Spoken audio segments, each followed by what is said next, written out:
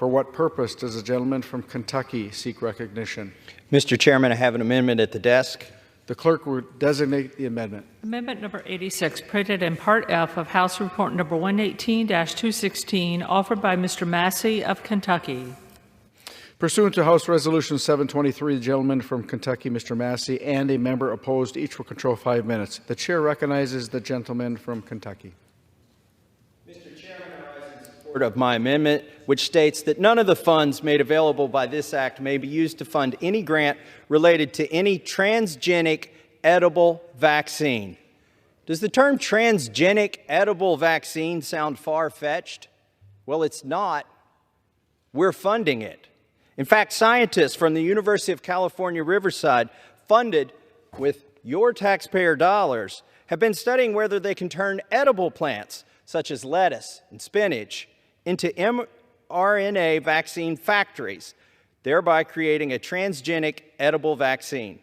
One associate professor at UCR explained that ideally a single plant would produce enough mRNA to vaccinate a single person. We are testing this approach with spinach and lettuce and have long-term goals of people growing it in their own gardens. Farmers could also eventually grow entire fields of it. I don't think this is a good idea. I don't think the American people should be funding this. And I think, and I would hope, that we've learned something from the COVID experience with SARS-CoV-2, that some of our science projects aren't the best ideas. And with that, I reserve. Gentleman from Kentucky is recognized. Well, my colleague on the other side of the aisle talks about keeping prices low. I think there's more to it than that for the American people. And he also speaks as if these vaccines, these transgenic edible plant vaccines, are only used for livestock. Well, in fact, they have been used for livestock. I'll get to that in a second. But they're also being used for people. That is the intended outcome of many of these programs that we are funding with money from the USDA. What could possibly go wrong with this research?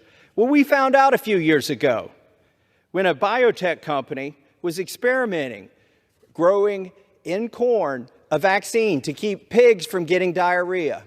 What happened? Well, the next year where the corn was grown, the prior year, the corn came up and it got commingled with soybeans that were being grown there. It contaminated 500 bushels of soybeans, which were then commingled with 500,000 bushels of soybeans. And those all had to be recalled and destroyed. Luckily, they caught it. Do we want humans eating vaccines that were grown in corn meant to stop pigs from getting diarrhea? I don't think we want that to happen. Yet that almost happened, and it could happen. There's another case where the pollen cross-contaminated another crop of corn, and 155 acres of corn had to be burned.